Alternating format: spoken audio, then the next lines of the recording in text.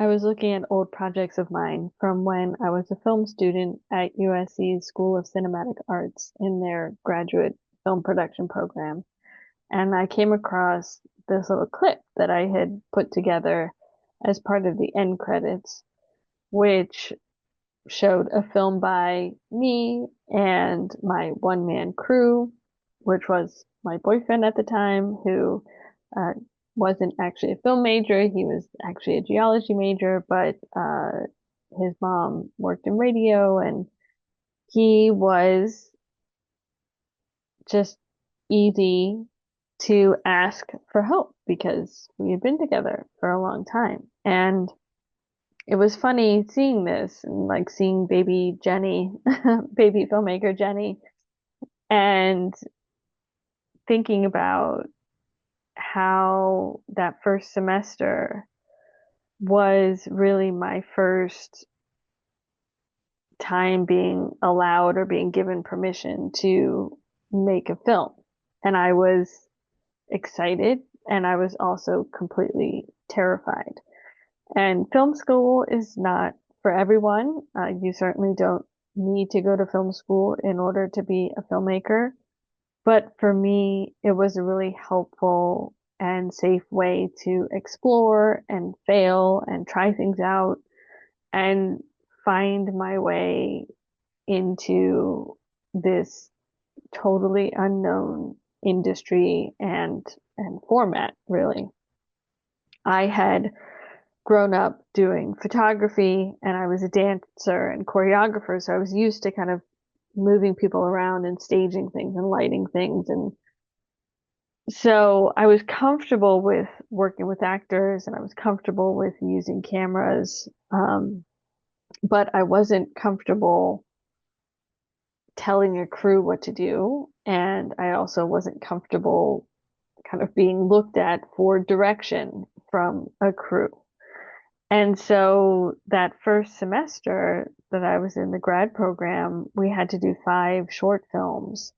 And I don't think I worked with anyone outside of my geology boyfriend uh, for any of those projects. If uh, I can, yeah, I don't think so. And my second semester, we had to partner up. And so I had to ask a fellow classmate, to be my partner for the entire semester, where I would direct one project that she would shoot and then we would flip.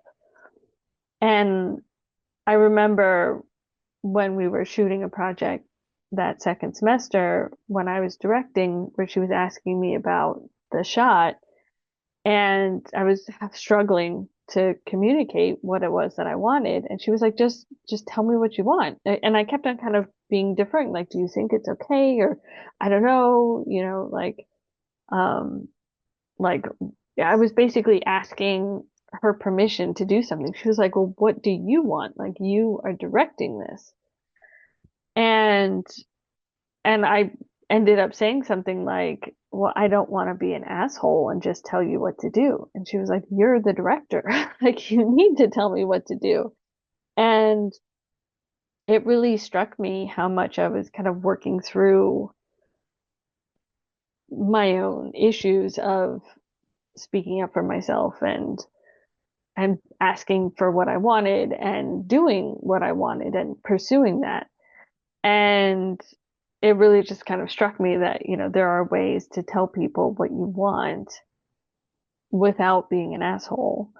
And it also showed too that I really like collaborating with other people and considering their ideas. But, at a certain point as director, I have to come up with my choice, whatever that is, and be able to say it. So it was just funny kind of looking back because on one hand, you know, I see I see these little end clips where it's just me and my boyfriend and I think, man, like I was terrified. I was terrified to ask for help. I was terrified to work with other people. I just, needed to kind of figure things out on my own terms.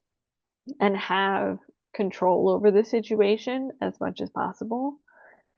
And those are things that, in a way, I miss, as projects get bigger. I mean, even on my last short film, we still managed to have like 15 or 20 people on set. And it's just something where like you kind of have to unlearn some of the things that you learn when you get onto bigger and bigger projects where the crew gets bigger and bigger.